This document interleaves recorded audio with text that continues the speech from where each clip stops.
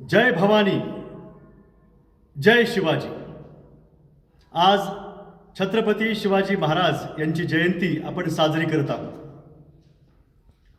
छत्रपती शिवराय असं म्हटलं की आपली छाती फुगून येते, आपला ऊर भरून येतो। काय आहे कारण?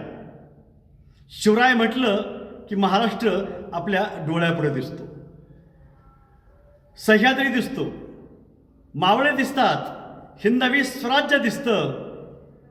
आपल्या रोमरोमामध्ये देशभक्तीचं स्फुल्लिंग हे जागं होतं।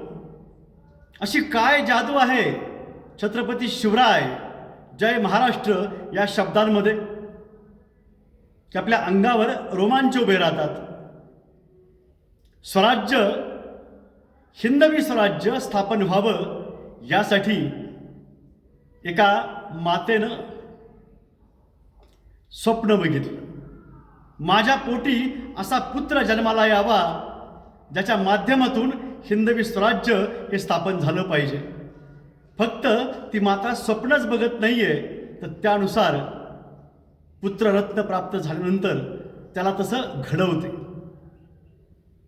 राजपुत्र कसा घडवावा, राजकुमार कसा घडवावा, भावी राजा सम्राट कसा घडवावा हे शिकायचं असेल तर राष्ट्रमाता जिजामाता यांचं चरित्र वाचलं पाहिजे आपण।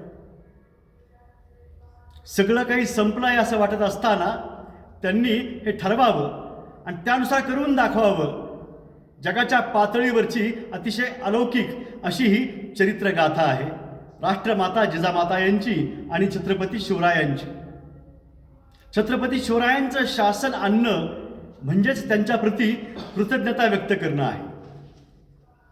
सत्य न्यायाचं शासन जे आपलं असेल ते महाराष्ट्रामध्ये आणणं ही कृतज्ञता आपल्याला व्यक्त करायची आहे। कारण आपल्याला माणूस म्हणून जगायचं आहे आणि सर्वांना माणूस म्हणून सुखी आणि सुरक्षित जीवन जगायचं आहे। देश आणि राज्य हे माफियांच्या हाती गेलेलं आहे, त्यातून सुटका करायची आहे राष्ट्राची, राज्याची आणि आपली सुद्धा। येणाऱ्या पिढ्या सुद्धा सुखी राहतील आणि सुरक्षित राहतील असं सरकार आपल्याला पुनर्प्रस्थापित करायचं आहे। आपल्या सर्वांना त्यासाठी हार्दिक शुभकामना मी देतो आहे। जय भवानी, जय शिवराय।